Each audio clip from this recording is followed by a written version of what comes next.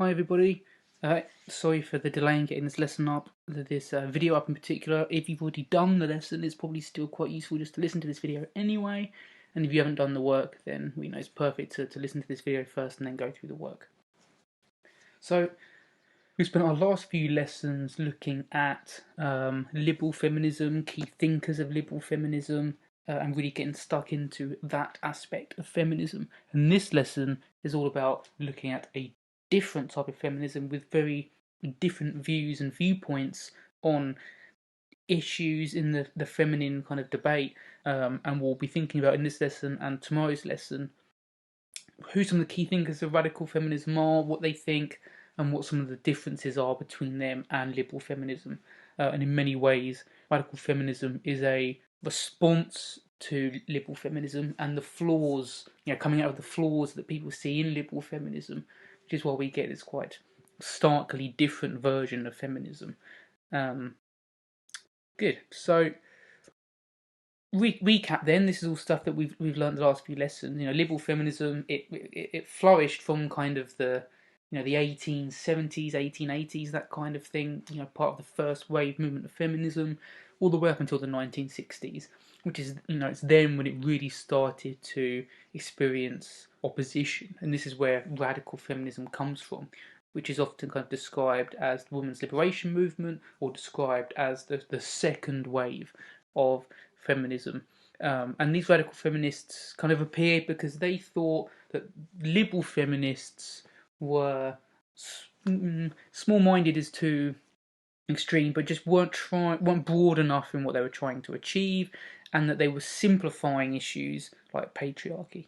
Okay, so as a recap then, what is patriarchy? It's a really important term that we need to keep recapping over and over again. It's a term used to describe a society that is dominated by men and run in the interests of men. So it's run by men, it's run for men, and they're dominant. Okay, and if you're ever unsure about patriarchy, go back to Sylvia Warby's 6 structures of patriarchy that we did in our first or second lesson. State, culture, household, sexuality, paid work, and violence. Those things in detail really help summarize what patriarchy is.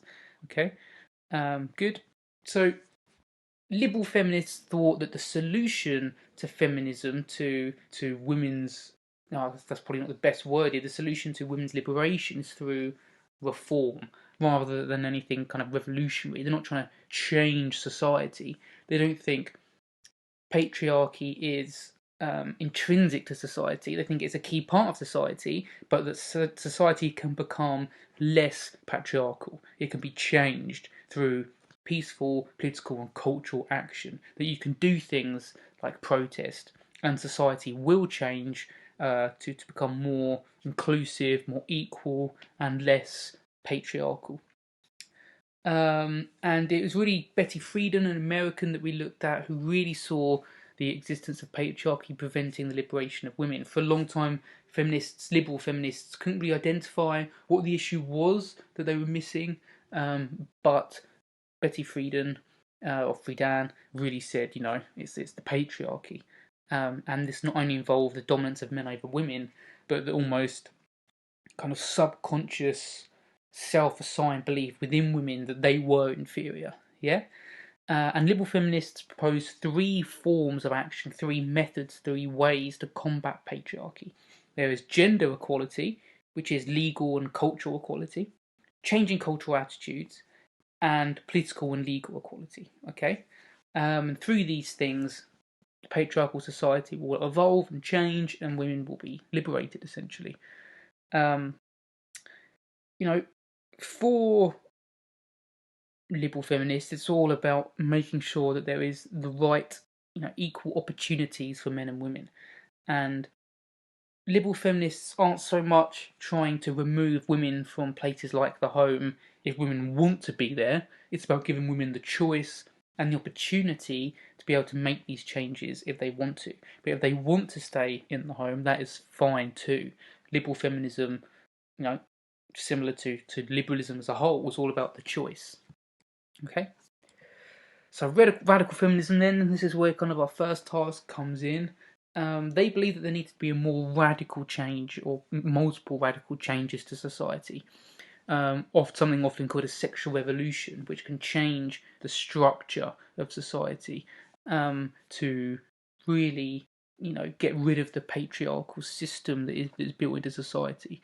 And unlike the liberals who see it as reform, the radicals see it as something far more extreme and big and significant. We can't really call the radical feminists one specific movement because there are kind of lots of different movements combined, but they do have a series of perspectives that are similar, that they do agree on. Okay, and that's going to be your first task. So your first task is, using the PDF book. What are the things that radical feminists all agree on? And it's things like they all agree that the patriarchal society needs to be destroyed. They are generally all revolutionary. Um, and on the whole, they are known as something called difference feminists rather than equality feminists. Okay, um, and this we'll look at difference and equality feminism more next lesson, tomorrow's lesson. But very briefly, difference feminists see women as different, but equal or even sometimes superior to men. Okay, and they think the differences between the sex and gender of men and women should be accepted and sometimes even celebrated.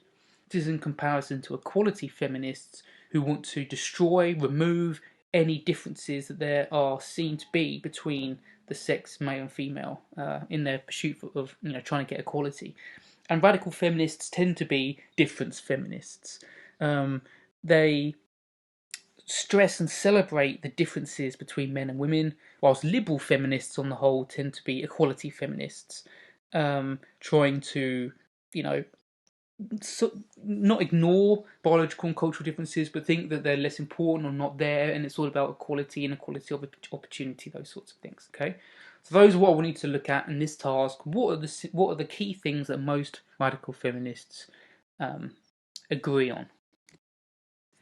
And then it's about, for task 2, looking at the key works, key thinkers of radical feminists. Okay. And there's these ones here. So it's just the case of you reading the sections in the book, in both books, both chapters on radical feminism, it's like 2 pages in each book, and just saying, what do these 5 thinkers think about patriarchy and society and feminism? Okay, starting with Kate Millett and her book Sexual Politics, going to Germaine Greer and her book The Female Eunuch, Shulamith Firestone and the Dialectic of Sex, Andrea Dworkin, and Naomi Wolf and her book The Beauty Myth.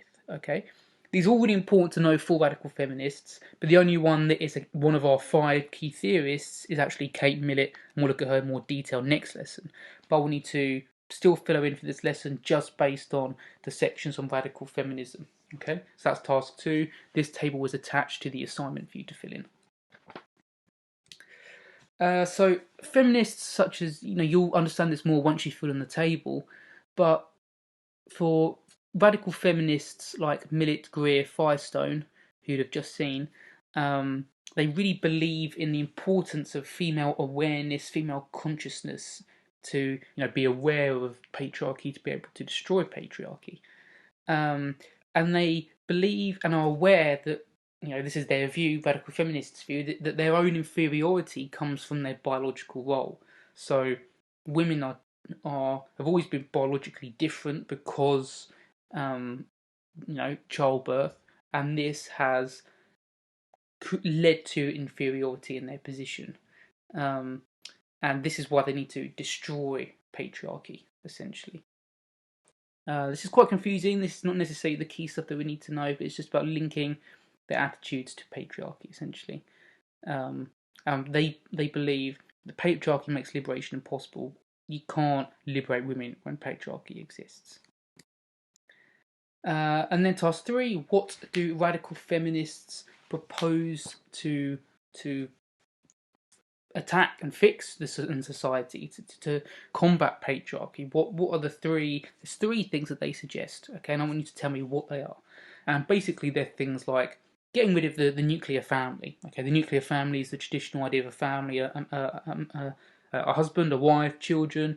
It's about destroying that, because for radical feminists, this nuclear family, having a husband and a wife and children, it automatically makes the man dominant in the family.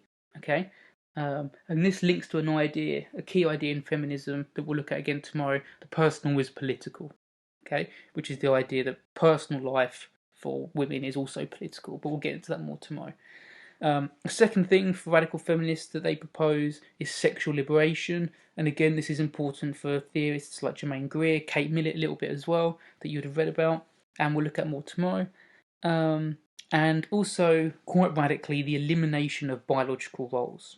Okay, some go as far, such as Firestone, suggesting things that like androgyny, that sex differences should be removed from men and women, where only that way there'll be liberation of women, essentially.